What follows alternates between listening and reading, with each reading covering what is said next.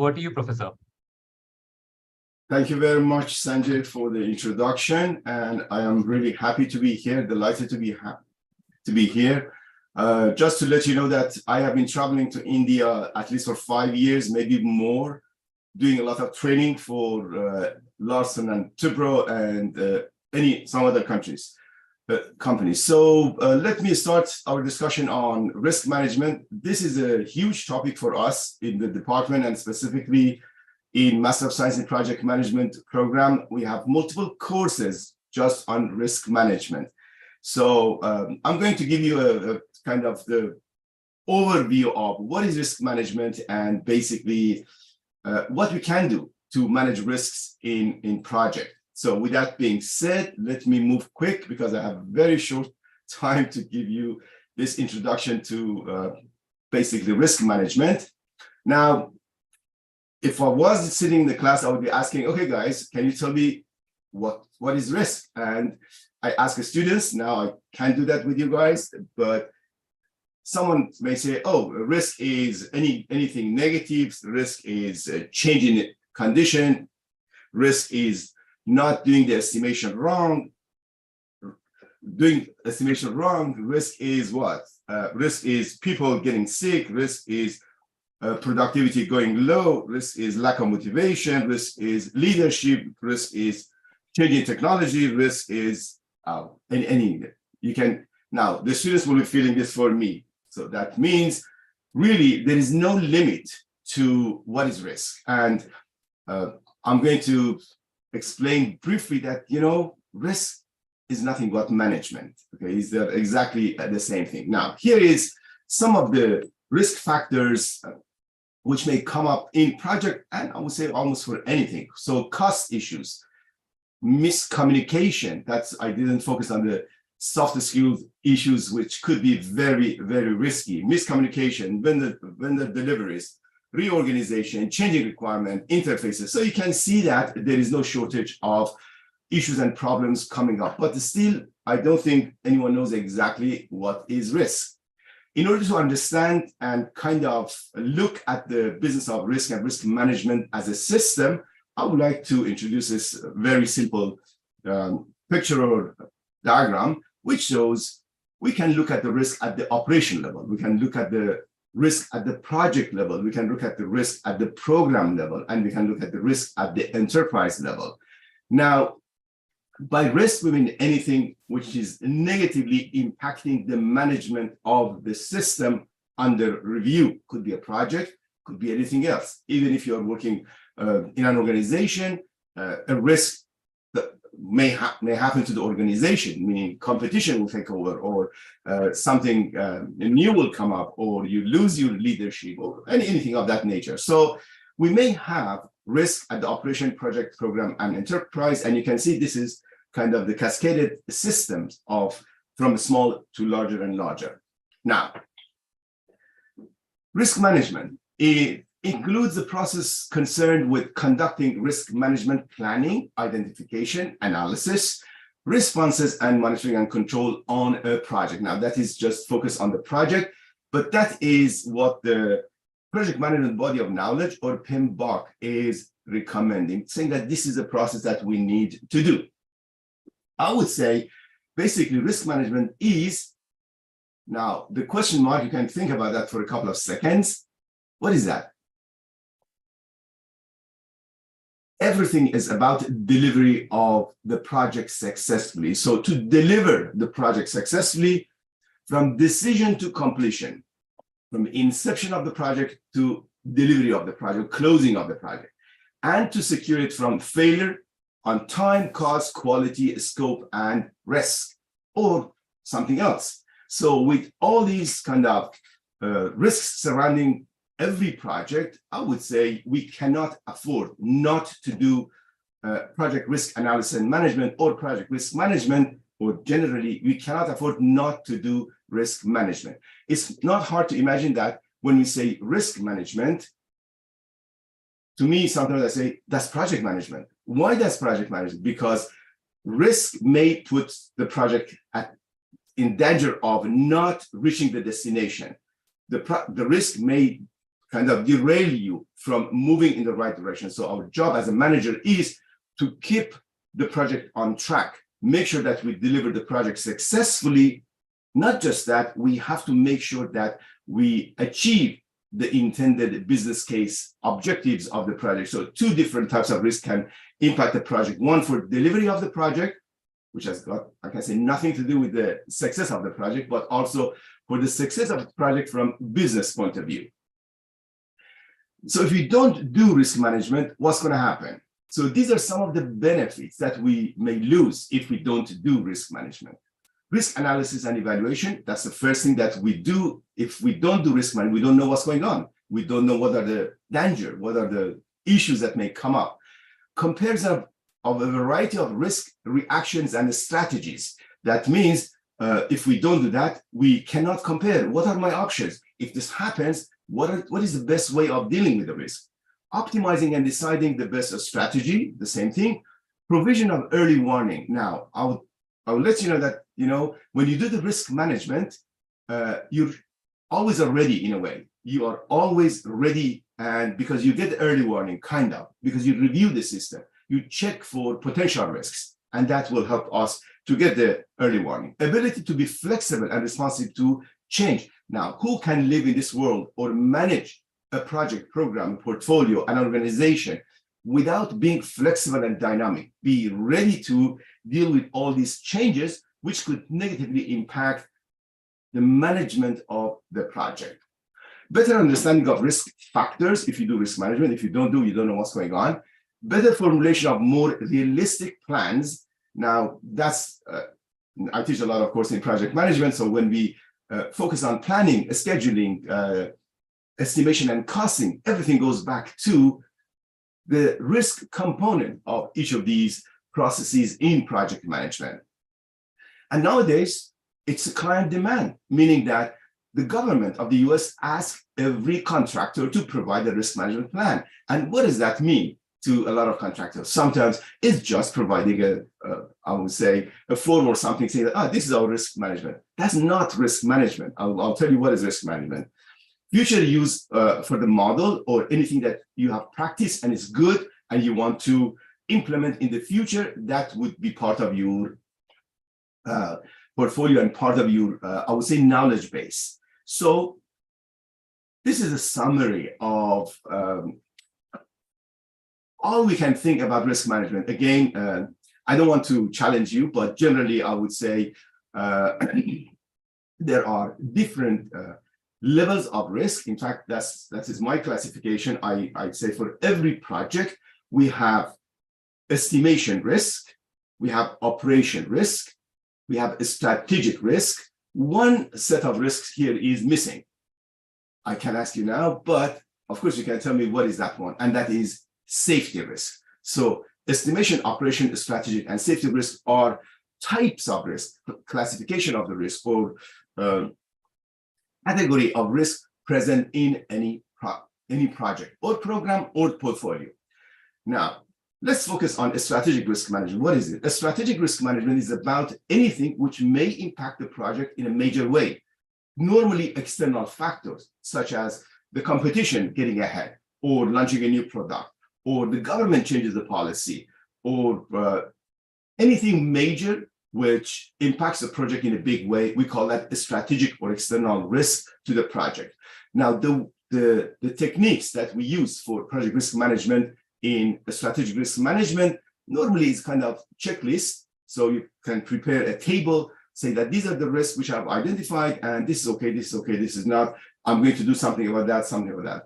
The checklist is a first easy model which everyone can use. Probability, impact, and urgency is the second model you see in the box. And sometimes we use the risk matrix, which is kind of a two-dimensional matrix, which shows basically probability and impact of the risk. And then based on that, we can have a better understanding of a strategic risk. And that is the technique which is used for SRM. Of course, you can use more advanced, but no one is using any of those mathematical or complex techniques in practice. Operation risk management, again, is nearly the same. Operation risk is about anything which may happen while you're doing the project, such as someone gets sick, such as an equipment does not work, such as you don't have enough space for some reason, or some of the maybe information or equipment or the material or whatever you're asking from the client is not ready, or they don't answer your question when you ask, what am I going to do with this? So any kind of operation risk, again, is simply checklist. That's the job of a PM. Probability, impact, sometimes urgency. Sometimes we don't do urgency, just focus on probability and impact. That's most popular. And then risk metrics. Now, to me, one of the most important risk issues in project management is not understanding the project, and that is estimation risk management. So when you say estimation risk management, it's not hard to imagine that estimation is the input to the planning process. The planning process will give you the baseline for the project or the schedule for the project.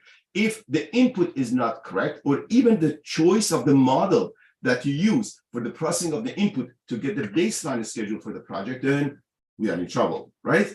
The technique which was developed long time ago is, the first one is PERT. PERT, I have proven to be wrong, and I think there's a lot of literature supporting my idea that, you know, PERT definitely will give you a biased assessment of the situation and does not provide you with the right tool to manage the project, which is risky. By that, we mean something which is we don't have enough experience, something that we cannot estimate the component of the project with accuracy. As a result of that, there is uncertainty about the budget, about the skills that we need, about the duration of the project, about almost all of the stuff. So PERT is the technique which is used by a lot of people. Simulation is the most important one, I would say the most accurate one. The only problem with the simulation modeling is that you have to make a lot of stuff up. In other words, we don't have, let's say, we don't have the distribution for the duration of writing a module or designing a system or developing a course or anything that you're doing. We don't have a distribution for that. So what do? We assume a distribution, a normal distribution, an exponential distribution, or rectangular distribution. We assume that. That assumption not necessarily is true. Now, the last one is USM, or Unified Scheduling Method. That is the technique which I have suggested for, and I published that, and I want you to check it out after the seminar is over. And that model will give you a good risk management approach with, I would say, a lot of benefits. The answers are as close as you can imagine with the simulation, does not require that much of assumption, and will build the kind of the method that you want for the future. So definitely I urge you to check the USM, or Unified Scheduling Method, or Unified Risk Model. Just look for my name, will come up. And that is a technique which I'm going to explain to you guys, we don't have time, but that is a technique which I advocate for and I teach in my classes. So this is the process, again, which I recommend for risk management. I think this is it. I mean, it's not me. This is, I would say, common sense. Risk identification is knowing what are the risks, is the most difficult one. What are the risks for the project? Again, don't forget that there are different categories. So risk identification, that's know what are the risks. Second, assessment. Assessment, that means go into kind of the topic, the risk issue, and see whether you can come up with an evaluation of the risk. By that, generally, we mean what are the chances of the risk and what is the impact if it is realized. So that is, now let's say you do that, the 1 and 2, then what? Then we go to risk management. And what does that mean, risk management? The whole thing is called risk management, but the risk management is after identification and assessment. Risk management, just the word management, means everything that we mean in management. Planning, organizing, even motivating, leading, coordinating, everything for risk management. Now, that means I know what are my risks, and now I have to decide what to do with it.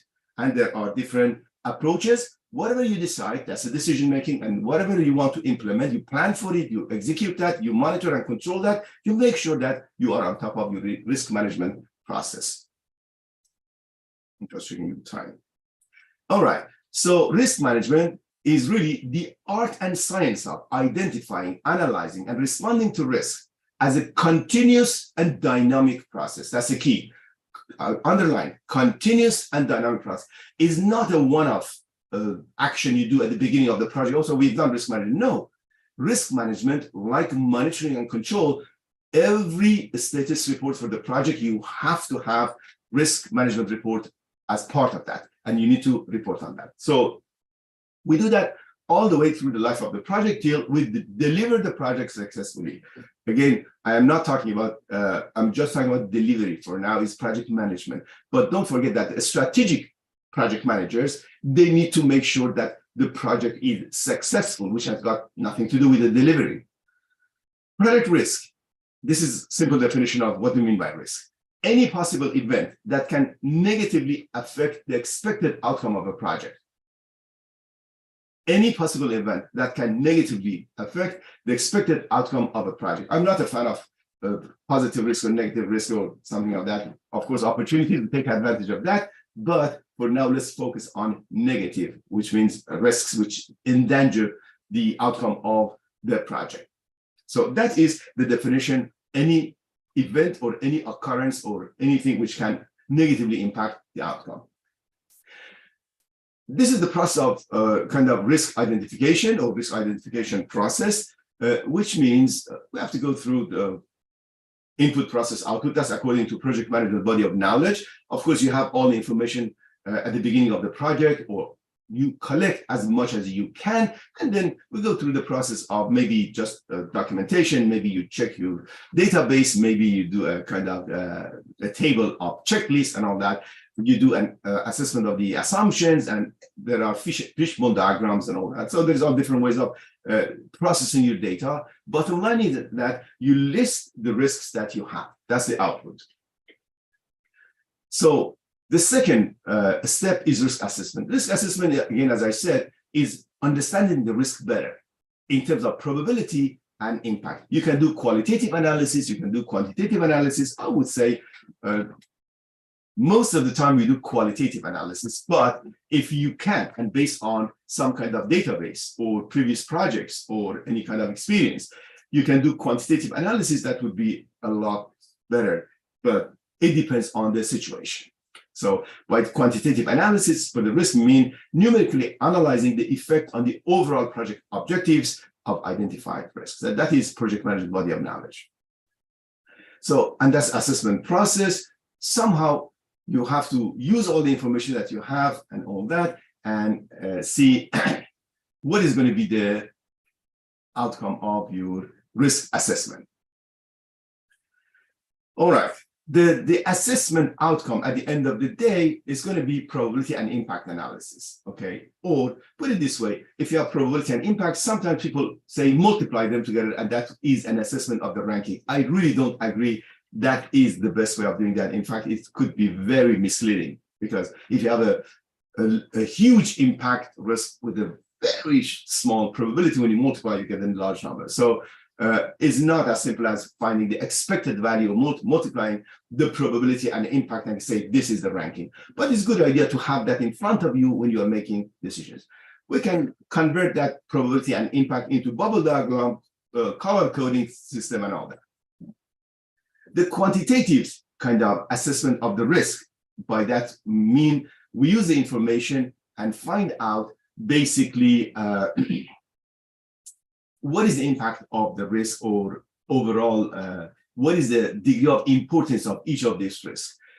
You can use analytic hierarchy process or AHP for ranking of the risk. Ranking of the risk is, let's say you've got 20 risks and you want to see which one is more important or most damaging to the project, because you need to spend money. We are talking resources now to take care of those risks. So we use AHP for ranking. That's one of the quantitative techniques which is used for ranking.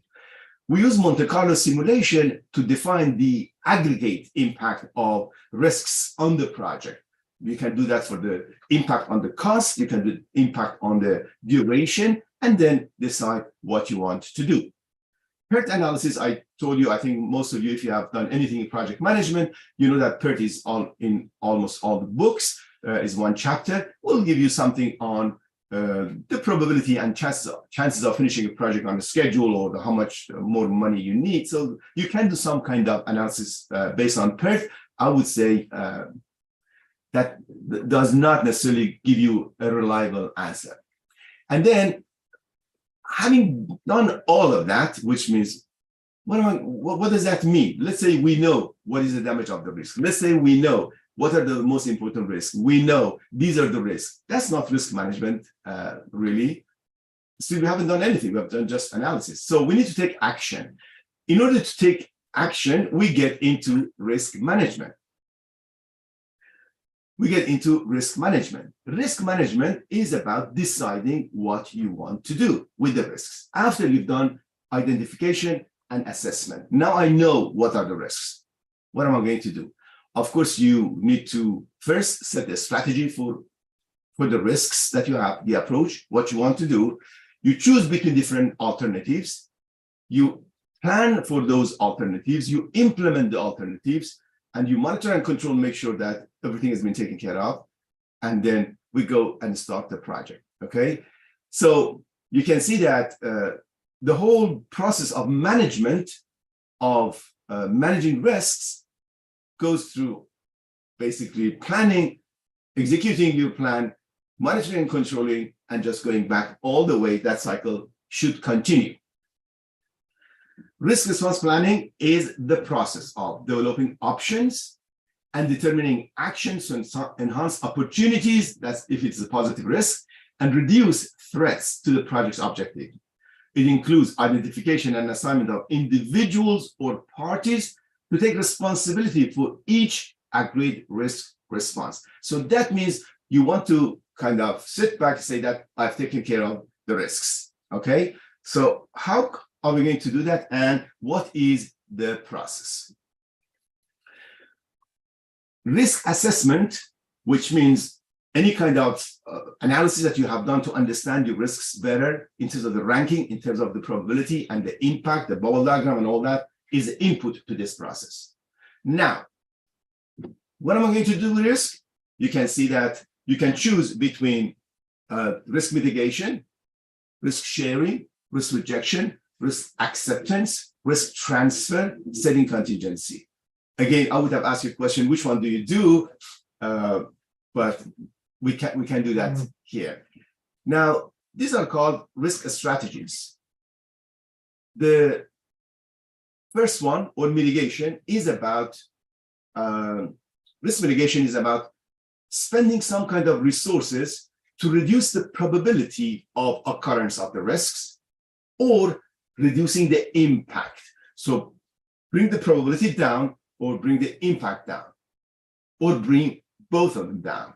That is mitigation. Of course, that is time and cost consuming a strategy. You have to spend money. Sharing risk. Now, that is where you decide what to do with the risk if the project is too risky, and share between yourself and maybe the contractor or subcontractors. Rejection is about not doing something which is risky. So you change the model, you change the technology, you change the design, you change this and that. That's a rejection. Accepting risks, that means, oh, that's okay, we'll take care of it.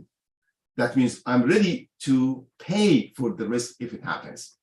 Transfer the risk is about not doing anything. We want to do the project, but you want to transfer the risk associated with the project to someone else, and that would be something like insurance, right? Irrespective of which of those risk strategies you choose, I would say you have to do the last one, setting contingency, because there are always going to be some risks that are going to be with you, and you cannot do anything. You can imagine that you can't do, you cannot do estimation, and you cannot not have estimation risks or productivity assessment risks, right? So contingency is always a strategy, but after you've done all of that. So that is called setting contingency. And of course, setting contingency means I'm going to be dealing with the risk. This is the money I'm going to set aside. This is the time I'm going to set aside as my contingency. Now, it's not easy to come up with that contingency value. for time, for cost, for resource, for anything that you want to set contingency. And again, the method which I told you at the beginning of the session, USM, or Unified Scheduling Method, or Unified Risk Model, will provide you with a relatively accurate estimation of the setting contingency for the project in terms of duration and cost for the project. So you do the processing, and of course, you come up with a risk management plan. That's the output. That means now I know what I'm going to do. I'm going to mitigate this risk. I'm going to share this risk. I'm going to change my strategy, reject that risk. I'm going to buy insurance. But at the end of the day, still I'm going to have some kind of contingency. So risk sharing, risk mitigation, transfer, elimination, avoidance, and acceptance is equal to setting contingency, guys. The part of the risk, after you've done everything, that you have to deal with and you have to set contingency aside, that is called risk contingency for accepting the risk for the last part.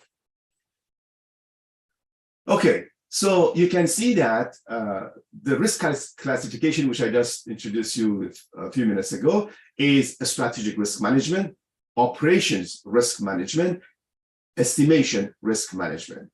For each of these categories, there are different approaches. The USM is the one which I advocate, and I think is a good method, which is practical, pragmatic, and also provides you with a good, solid, I would say, figure in terms of duration of the project, if you wish, how much more time you may not need, right? And with what level of certainty. It's a little bit analytical, but very simple analytical. Is nothing. I would say everyone can practice that.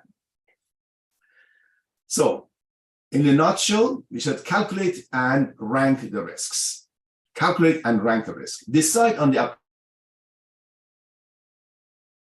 okay. When you say rank this, that's assessment. So you have identified them. You need to assess them, probability and impact for ranking.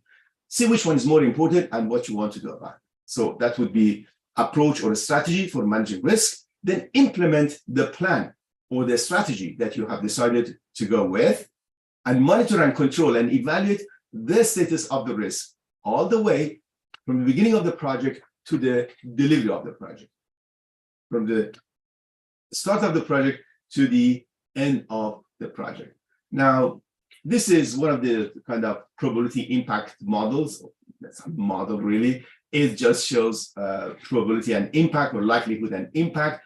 You can easily see that the ones on the top right corner, I assume those are the high. That means those are the most important ones. They are in red. I mean, this is very qualitative. I have to say that I'm not a fan of using probability and impact. Again, I would say definitely it's going to be even misleading. But having said that, if you do something of that nature, at least you're thinking of the risk and you kind of picture in your mind where you need to focus on and how to deal with it, or at least you have identified the risk. Each one of these bubbles is a risk, and you know that the ones are bigger, you have to pay more attention. Again, as I said, I'm not a fan of color coding as such, and I think a simple Excel sheet with some numerical analysis definitely is better than this one. All right, so estimation risk model is the one that I have been focusing on. The reason is obvious, because we can do a lot more on the other. When we say can do, we have to have them as part of the system, but there is much less analysis. The model which I suggested is USM. Now, in unified risk model or in USM, basically what I'm suggesting is that when you are estimating, I have a couple of minutes. When you are estimating the duration of a task, let's say construction or installation of a pump in a refinery, or writing a module, if you ask someone, can you give me how much time do you need, or how much does this cost? Of course, the estimation office will give you something, and we get it wrong. Why? Millions of different reasons. There are so many different reasons that we may get the estimation wrong. But I'm going to go back to the estimator and say, you know what? Okay, I know that you said only 4 weeks for doing that job, but how much does it cost? Okay, this is my the budget I have set aside for it. I'm going to ask, can you tell me an assessment of your reliability of your estimate? Now, of course, if it's the first time the guy is doing that or the person is doing that and it's not experienced, anything they say is in the air, right? But if the person in charge is kind of a good estimator and they have got some experience and all that, he's going to say, yeah, it's 80% reliable, the one which I'm, the number which I've given you for the duration. And the budget is about the same, maybe 80%, 85% reliable, taking everything into account. Now, I'm going to go back and ask the question, if the thing do not go well, how much more time do you need? Oh, I need 2 more weeks. That 2 weeks that he or she is saying, I would say called estimation error. So we have a planned value for the duration, for the cost, for the scope, for everything of that one. And then we have something which is called estimation error. This part is 90% reliable. This part, 20% chance of happening. Based on this data, which is, again, we don't really care, is accurate for the first time, second time, third time, but you get it right after multiple iterations. Now I've been working on a refinery project with 16,000 activities. Now, if you have that and you want to do the kind of the assessment of the duration of the project, it's hard, right? So we use the binomial distribution and we come up with the amount of contingency for the duration that you need to set aside just in case things go wrong. And that also will give you a contingency for the budget if things go wrong. So how much contingency do you need? How much duration project will be calculated using USM, which I normally teach in our courses, including risk course and estimation course and all that. I'm going to stop here. I think we are on schedule. So let me know if there's any question. I'll be more than happy to be here as long as you want me. Sure. Thank you for doing this, Professor Khamoshi. This was extremely insightful. And the attendance percentage actually talks about the interest in this topic. So we touched a peak of around 370, 380, and 350 people are still in the presentation. And this is not something that we see commonly. So a lot of people are interested in this topic. I hope the audience you found the session extremely insightful. If you have any questions for Professor Khamoshi, please do ask them in the Q&A window. I am going to pick up the relevant ones. You can also upload the questions which have already been asked and tell us the ones which are most relevant to you. Professor, there's one question which has come up and which I want to take up first. This is from Gunchan, who's asking, how do we club or combine the risk management approach with financial risk management? So she's looking to get into, she wants to work on the finance side, I assume, and she's looking for a combination where such risk management approaches can be used in financial risk management programs as well, or in certifications provided by GAP. Okay, to be honest, I don't know a lot about financial risk management. All I know that my wife is an accounting and finance specialist, and long time ago I was kind of working with her. So from finance, I would say they call the variance as risk. That's what in finance basically they say the variance, which is a very valid kind of definition of the risk. Variance creates uncertainty, and uncertainty is risk. So in our kind of approach to risk management in general, specifically for project, program, or portfolio, or enterprise, and all that, we try to pool all these risks together. In other words, we try to we pool the risk associated with multiple elements, work packages, parts of the project, and that kind of pooling of the risk will help us to determine what is the contingency needed for that. Now, in terms of risk management, I would say if you're dealing with one financial decision, that is individual case, and the level of variability is the amount of risk that you are taking. But if you're talking about, let's say, a portfolio risk management, let's say you have 20 investments and you want to find out what is the level of risk for all these pool of 20 investments, 20 projects, you can use USM to see how much contingency or how much plus or minus you can have overall, because not all of them are going to be at risk at the same time. And this pulling kind of all the risks together, I think is something which has been practiced. If you ask me in finance, again, I have not done anything on financial risk analysis, but I would say the model which I've used and call that USM, as far as I know, is something which 99% I think is used in insurance for minimizing the risk of paying off and maximizing their benefits. So it's relevant to that. Finance depends on what you mean by financial risk. If you mean just investing in one project and what are the risks associated with that, then that individual case should be just looked at and see whether the factors and all that is different from pooling of all these different risks associated with the project and coming up with the either duration contingency or budget contingency to make sure you're ready for it. In project management, in fact, we accept risk because the project which is not risky, we don't want to do it. It doesn't exist. So really what we're trying to do is to be ready to deal with the risks as and when they happen and try to be flexible and dynamic with the minimum damage to the owner or to the client or to the contractor, whoever is managing that risk. Interesting. Thank you for that insightful response. And that also takes me to the next question, which has been asked by Adarsh, who's asking if there are any softwares that you can recommend that people can use if they're looking to get started on their project management journey. Risk management? Risk management for project management. I would say for project management, of course, we are using, I'm using Primavera or Microsoft Project. But again, none of these kind of software packages, they really give you a good answer.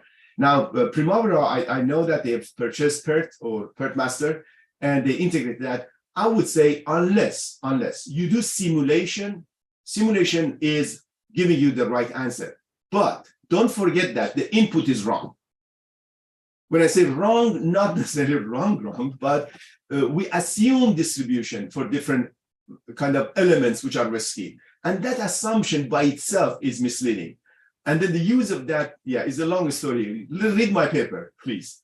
USM or setting contingency for project program, that definitely will give you an insight into. So I don't think there is a lot of software packages on the market for managing risk in the project. For generic risk project management, we use Primavera and Microsoft Project. Both of them are good in different ways. All right, interesting. Thank you. And Professor, this next question is from Tamanna, who's asking about the certifications that a newbie in the domain can look for. So I know there's PMP certification, of course, but besides PMP, any other project management certifications that newbies who are looking to build a career in project management can look at? All right. Oh, God. I shouldn't be saying that, but I'm going to say that. I'm not a fan of certification, guys. Even if I know that in US, never mind other parts of the world, in US, if you have a PMP, they look at you as if you know everything about project management. They offer you jobs. And so definitely getting a certification, putting it on your business card definitely will help. But I would say the PMP or any kind of certification that you get from different professional bodies is at most equal to one course that we do in our graduate program, at most. I mean, our introduction to project management or project management principles, anyone who took that one after that, they passed the PMP kind of. That is a statistic from 20 years ago or 15 years ago. So it is not the certification, guys, is the mindset of becoming a project manager, having an analytical mind, having a system-oriented mind, understanding the big picture of project management. So I'm not advocating any kind of certification. PMP definitely is good because by PMI and everyone loves that. But any other certification by the PMI is going to be a plus, but that does not really teach you how to manage projects. Interesting. So you recommend pursuing a master's level course, which could be more detailed 100%. rather than a certification. 100%. That's why my recommendation is yes. Okay. On that wonderful recommendation, I want to run a poll for the audience. And I quickly want to check with the audience on how many of them are really interested in pursuing a master's program in the US. So if you can see, I'm going to come back to the question shortly. But in the meanwhile, the audience, if you can see your screen right now, there's a poll live on your screen. The question is, are you looking to pursue a master's program or your master's education from the United States? So the options are yes, no, you're unsure. Let us know where you stand, what your inclination is. As Professor mentioned, compared to a certification, he does recommend a graduate level program, which could be more detailed, which could be more deeper, give you greater insights into the function and industry you're looking for. So let us know if you are the one who is interested in pursuing a master's education from the United States. With that, while the audience is responding to the poll, I'm also going to invite Megan to join us. Megan is from the admissions team of George Washington University School of Business. I'm going to request her to take us through the programs offered by Megan very shortly, and we're going to take up more questions for her as well and the programs that GW offers. But in the meanwhile, if you can let us know, if you can respond to this poll and let us know whether you're looking to pursue a master's education in the United States or not. Okay. Sanjay, can I say something? Yes, please go ahead. Okay. Now that you gave me the opportunity to talk about the master's degrees, guys, I don't know what's your plan, what you want to do and all that, but something I know, normally I use that in my kind of advertising for the program. And this advertising is not really advertising. I strongly believe that a Master of Science in Project Management program is one of the best, if not the best graduate degree anyone can do. And the reason for that is, again, I would say that project management is management, guys. Project management is management. So by getting into project management, you are really a manager. But the difference is that we are managing a specific type of things in the organization.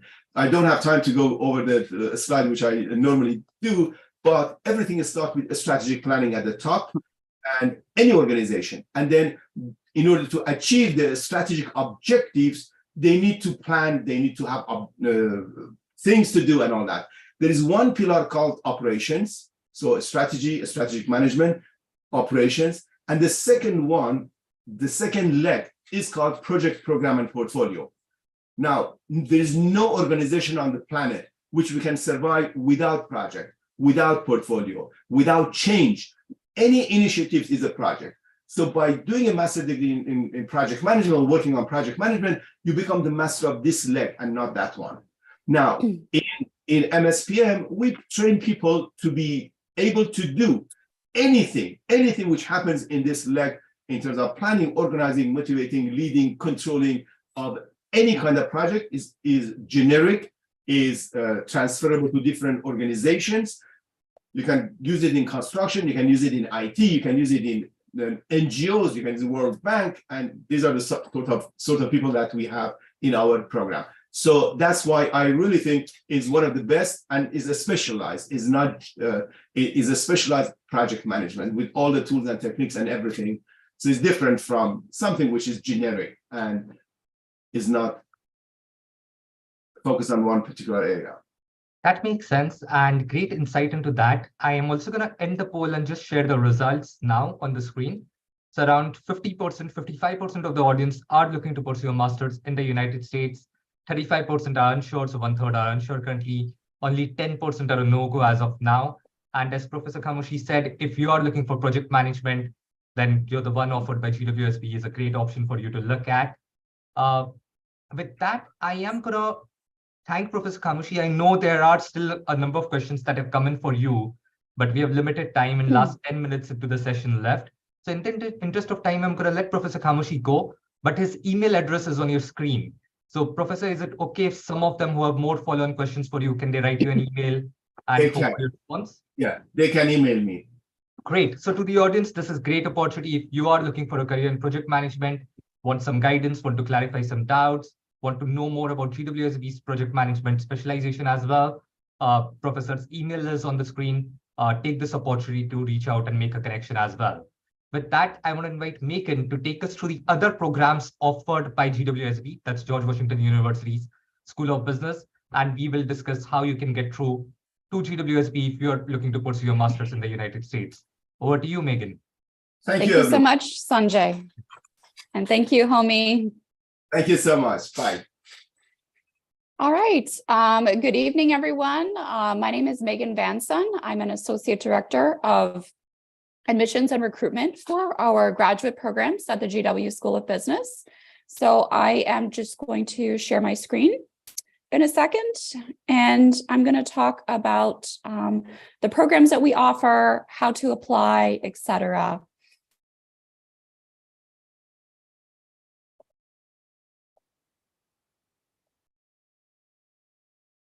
Alrighty.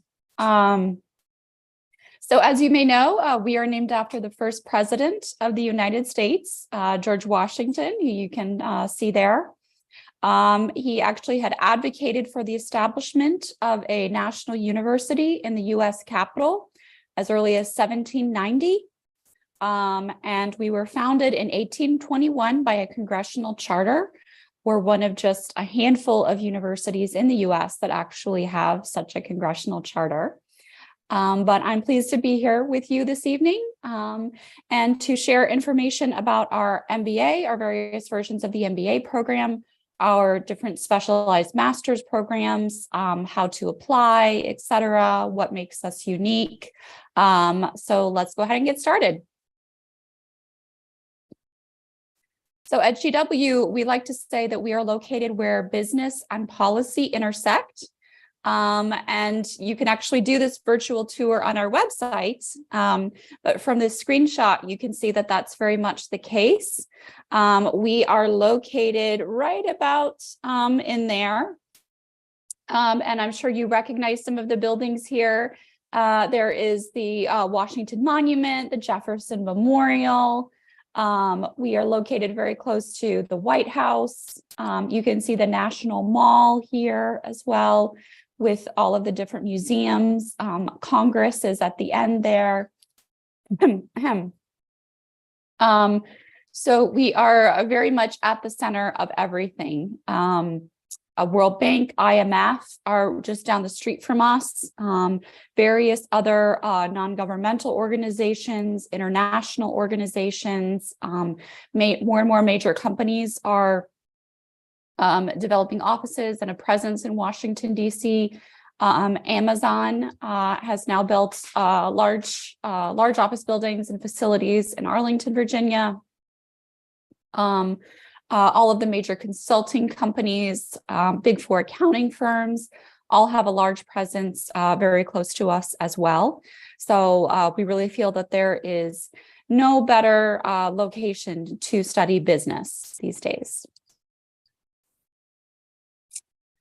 A little bit about our rankings. We have some really impressive rankings that we like to share. Our Master of Science in International Business was ranked #1 in the US and #2 worldwide by the Financial Times.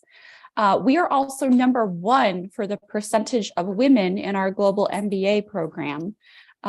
We have as well just a very large focus on diversity in our programs. We have US students from various backgrounds and various states, and we also have international students from all over the world. So we have students of various backgrounds, various different ethnic backgrounds, etc. So that's really a source of pride for us. We also have very high rankings in our finance program, #2 in the US. By the Financial Times. Our business analytics program is very renowned, our MS in management. And another ranking I want to point out is from The Economist, #2 in faculty quality. Our faculty are really our strength. We have a lot of faculty who have experience throughout the world in their careers, working in the US as well as overseas, who are very well published, faculty such as Dr. Kamushi, who you just heard from.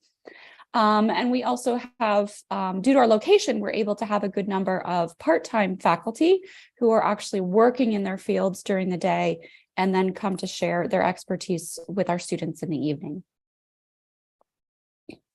So what are the programs that we offer?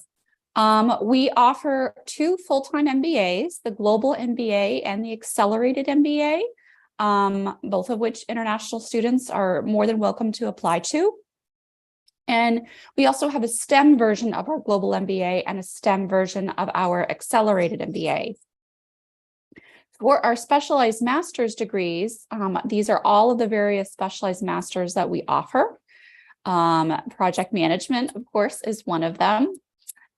We also offer master's degrees in things as varied from sport management to business analytics. Any of the degrees that you see that have the little star next to them, the little asterisks, that means that those degrees are STEM designated, or there is a STEM designated track. So for our accountancy, you can pursue the general accountancy track, which is not STEM designated, or you can pursue the accounting analytics track of our Master of Accountancy, which is STEM designated. But all of the other ones, yes, that you see with the stars, such as project management, are STEM designated programs. We have 20+ graduate certificates as well. So for example, if your degree has at least 12 elective credits, our graduate certificates are 12 credits. So you could use those 12 credits to take the classes that will get you a graduate certificate so that you can then graduate with your degree as well as a graduate certificate. And just some of the highlights of our GWSB programs and ways that differentiate us from other schools of business in the United States. As I mentioned before, our world-class faculty, our innovative curriculum, everything we do at GWSB, our curriculum, et cetera, everything is focused on the student experience. Every decision we make, we consider what that's going to be like for students. There's obviously a strong focus on international business, being located in a global city, and with students from all over the world in our programs. There's also a focus on teaching students the most cutting edge technology and analytics. We know that analytics is of a paramount importance right now. So for example, that's why we have our new Master of Accountancy with a focus in accounting analytics. Our new MS in Marketing program also has a strong focus on marketing analytics. We want to make sure that when our students graduate, that they are really at the top of their game and they are aware of whatever cutting edge technologies they need to be well versed in order to succeed in their careers. And we also have a strong focus on experiential learning. We actually have a global and experiential education office that's in the School of Business, just for School of Business students. Through that office, we offer short-term education abroad programs, which are usually just a couple weeks during the summer or spring or winter break. We also offer the opportunity to do a longer-term semester abroad. And there are also experiential study programs offered through that office that are in the United States as well. We have our Fowler Career Center, which is dedicated just to School of Business students. We have various student clubs. For example, we have a Society of Human Resource Management student chapter. We have a consulting club. We have a very extensive and involved alumni network. We have alumni located in all the major cities in the United States and major cities throughout the world. And our Career Center definitely keeps in touch with them and invites them back and is always happy to put current students in touch with alumni. And our programs are very flexible and customizable. As I mentioned, you can use your elective credits to earn one of our over 20 graduate certificates. We have over 200 electives that you can use for your degree. You are allowed to take up to 6 credits outside of the GW School of Business to bring into your degree. For example, if there's a class that you wanted to take at the School of Engineering and Applied Science, or the Elliott School of International Affairs. We also have joint and dual degrees. So for example, if you would like to do a dual MBA and Master of Human Resource Management, or MBA and MS in Information Systems Technology, that is certainly possible with our dual degree pathway. And as I mentioned, we have our global short-term global study away programs, as well as the domestic study away programs. For example, our Office of Global and Experiential Education, this spring, I believe, they are having a domestic study away program to Austin to take a look at how Austin has become such a great city for startups in Austin, Texas. And of course, you can also do a semester-long study away program. All right, a little bit about our Fowler Career Center. This is our career center that is devoted solely to School of Business students. And they want to make sure that every student is prepared and well positioned to pursue their career of choice. So they encourage students to start meeting with them very early on in their career at the School of Business.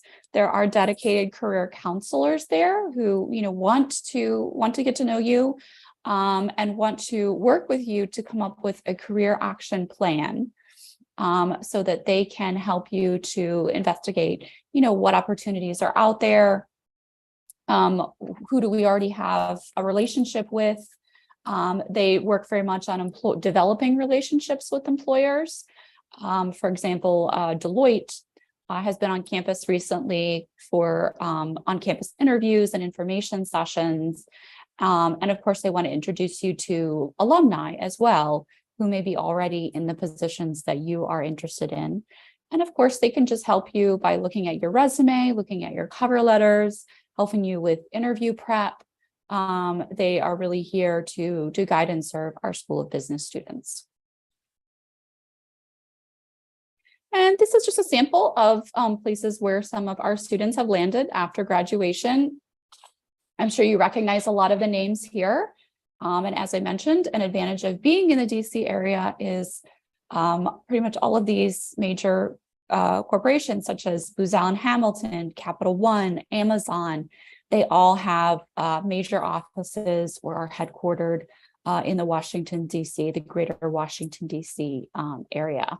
So you can see private companies, nonprofits, international organizations such as the Inter-American Development Bank, scientific companies such as AstraZeneca, really just a lot of opportunities in this area, or if you choose to go somewhere else, the GW degree will definitely open doors for you.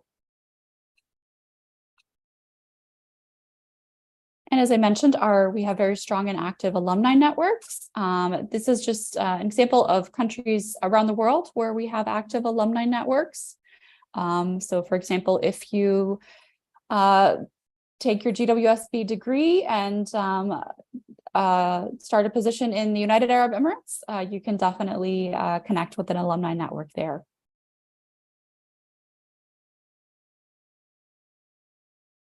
Okay, a little bit about how to apply.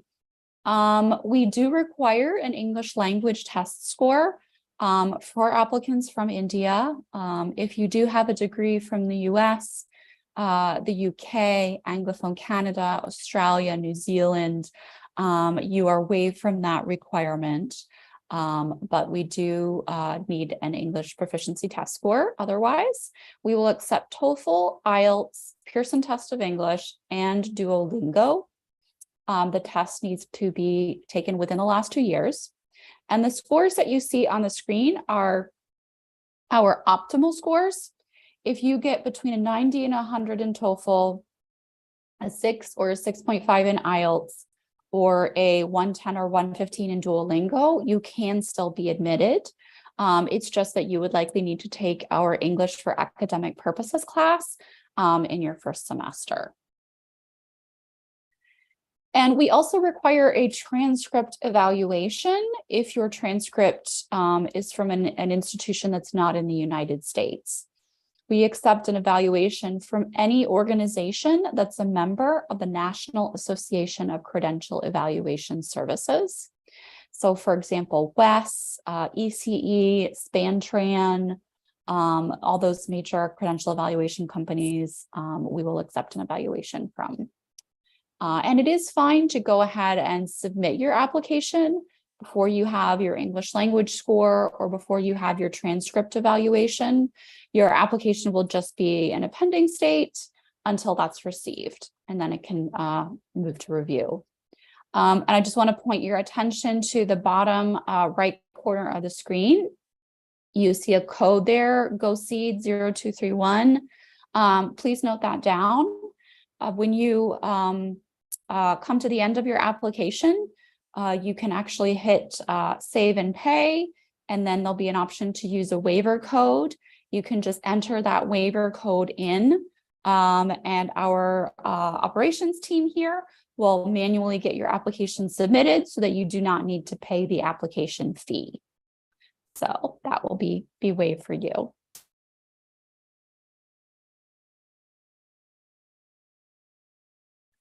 All right, funding your education, obviously a very important topic to discuss.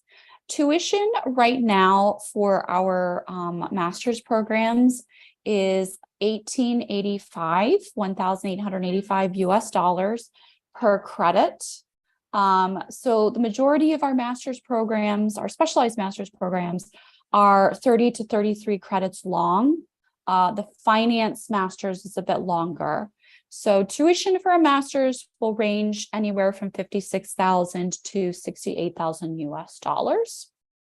The global MBA is at a fixed rate of about $117,000. We do offer scholarships, and there is nothing separate that you need to do to apply for a scholarship. You are automatically considered when your application is being reviewed. So if it's decided that you'll be admitted to the program, at that time, it's also decided if you will be admitted with any merit-based scholarship. If you are, it will state that in your letter of admission. So you'll know right when you're admitted if you're getting any scholarship, and it will be listed on your admission letter as a percentage. So for example, 10% scholarship, 20% scholarship. So you would know right when you're admitted. There's also international loan options that we can recommend. There's two particular companies, Empower and Prodigy, that we do see a lot of international students getting loans from, and they are very familiar with the GW School of Business and with our programs and fees, etc. A lot of students ask about assistantships and fellowships. So assistantships are not packaged as part of your scholarship. The scholarship is just merit-based, and assistantships are not given as part of an admission. They are posted at the beginning of the semester. Any department that has any open assistantships that they need filled, they will be posted at the beginning of the semester. And then if you're a brand new student and you see an assistantship posted that you want to apply to, you can certainly apply for that position, but it's not going to be something that you would know you're getting at admission. All right, and that is that in a nutshell. On the screen here, that's our main GW School of Business email address for any inquiries. Our phone line is also there as well. And in the chat, I'm actually just going to type in my email address. So if you have any questions for me, you are certainly welcome to reach out. Awesome. Great. Thanks, Megan. Thanks for that. It's extremely insightful. A lot of people still in this room. So as Megan said, if you're looking to apply to GWSB this year, you want to get an application fee waiver, the waiver code is in the chat window as well. So use that, make a great application. Megan, there are some questions coming. I know we are significantly over time, but I still want to take up a few and give clarity to these people. The first question, which is there, and this has been around since the very beginning of the session, been asked by Yuvraj Singh, who's done his bachelor's through distance education in India. You can Okay. do it for distance education and not be a full-time enrolled student at a college or at a university. So it's done through, what do you say? It's a distance education or online education, if I can put it that way, roughly. Do you Okay. accept such students as well, or do they need some additional qualification before they can apply to GWSB? We would accept that, yes, as long as your degree was awarded from, an accredited institution in India or in another country. Yes, we would still accept that. Awesome, great. So Yuvraj, this gives you clarity. Kurukshetra University is a prestigious one. You can go ahead and apply with that degree as well. Awesome. Megan, one question which I have on my screen, and this is asked by Gunjan, who's confused between applying for a master's program and an MBA. So does the GWSB MBA require work experience, or can freshers apply? Yes. So for the MBA, for a global MBA, for example, they would be looking for at least a few years of work experience. Our specialized master's programs, for example, our MS in management or MS in international business, do not require work experience. But for the MBA, they are looking for students who do have a few years in the work field after graduation. All right. And the average for the MBA cohort would be around 4.5, 5 years? I would say as long as you have at least 3 years, I would say go ahead and apply. All right.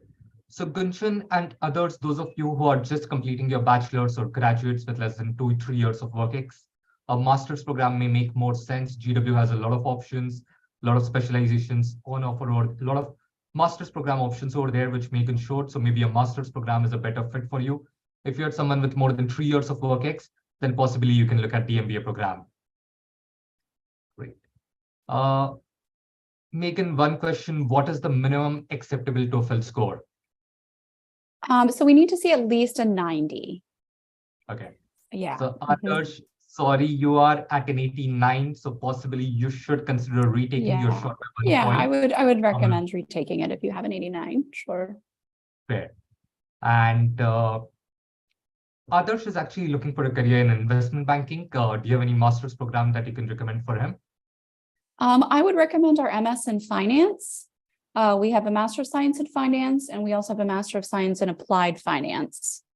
So I would advise looking at one of those, and they are both STEM certified. Perfect. So Adarsh, I hope this gives you clarity. So retake the TOEFL, that's one path. Secondly, as Megan mentioned, they have a Master's in Finance and a Master's in Applied Finance. So either one of those options may be good pathways to a career in investment banking. Megan, do you have an equivalent minimum IELTS score requirement? At least a 6. At least a 6. So 90 for TOEFL, at least a 6 for the IELTS. All right. With that, Megan, we have managed to answer a majority of questions which are there. And there are still some questions around PhD programs and fellowships and so on and so forth. So Bhavish, my request to you would be to write a one-on-one email to Megan. Her email address is yes, we do offer PhD programs in the School of Business. The admissions process isn't so much managed by myself and my colleagues, but yeah, I can direct your questions if you have any questions about our PhD. And I also just wanted to clarify that the next term that you could apply for is the fall 2023 semester, which will be starting on August 24th. So I would encourage you to get your application in sooner rather than later. And I also want to let everyone know that we are actually having an a virtual open house on February 25th that will be at 9:00 a.m. Eastern Standard Time.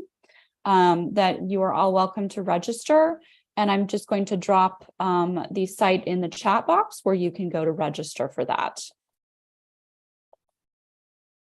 Perfect. In the meanwhile, Megan, while you do that, a follow-on question. Is there a possibility to get a waiver for the English test? So either a TOEFL or IELTS waiver?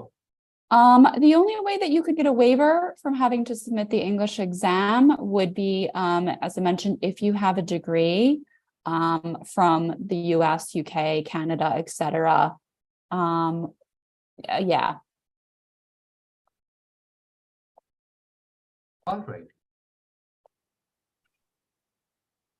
So Piyush, as Megan mentioned, for the MBA, ideally be looking at an experience of 3 years. And if you're less than 3 years of work, then maybe a master's program may be more suitable. Megan, of course, there are more questions coming in. Everyone wants guidance and Yeah, of advice. course. And So Krishna is asking, sorry, go ahead. Please go Oh, ahead. no, I just saw a question about the application deadline. We have a next round deadline coming up on March 1st. Okay. So if you could get your application by then, that would be great. If not, you can still be considered, but you would definitely need to apply, sooner rather than later. All right, great. So March 1st is the next deadline. You still have 15 days from now. You also have the application fee waiver code and the waiver from GWSB now to apply for that. So go ahead and make a great application. Megan, Krishna is looking for a career in management consulting. Which master's program would you recommend for him? Of course. So if you do have work experience after at least 2 or 3 years post undergraduate work experience, you could definitely consider our global MBA. Other than that, I would highly recommend our MS in management, which is a 33 credit program that we actually refer to as our mini MBA. A lot of the core classes for that program are actually MBA classes. All right, great. So I hope, Krishna, that gives you clarity. So if you are someone without work experience, the master's in management is the option to look at. If you have some experience, around 3+ years of work experience, the MBA could be an option to look at. Megan, I'm afraid if we keep going on, the questions are going to keep coming. We'll go on forever. Okay. Got it. But to the audience, Megan has posted, I'm going to repost it for everyone. Here's the link for the open house which GWSB is doing on the 25th of Feb. So that's 10 days from now. This would be another opportunity for you to connect with the GWSB team, hear from, I'm assuming there are sessions, there are other masterclasses. Yeah, we will have a mock class again, and you'll be able to answer all kinds of questions. Yeah. Perfect. So the open house is on the 25th of Feb. So do attend if you're looking to apply to GWSB. The next application deadline is the 1st of March, which is 15 days from now. You have the waiver code in the chat as well. And if you have more follow-on questions for Megan or for the GWSB team, I'm going to repost her email address in the chat window again. So use that and reach out to the team and get clarification to all your questions that you may have. With that, with your permission, I would want to wrap up this session. There are still 200 people in the audience who are still in this room, so that shows the intent and interest. But unfortunately, we have run out of time, and I would have to wrap up this session. So thank you, Megan. Thank you for taking out the time to do this session. Thank you for arranging for Professor Khamoshi to come and interact with the audience as well. I'm sure they found this session extremely insightful and beneficial, and gave them clarity on career paths and project management as well. Thank you to the audience for being so patient and being with us for the last 75 minutes and asking all your questions and interacting with us so much. It's been a pleasure hosting you. Have a great night, those of you who are in this part of the world, and those of you who are in the western side of the world. Have a great day ahead over there. Thank you, Megan, once more. Have a great day ahead. Thank you. Bye-bye.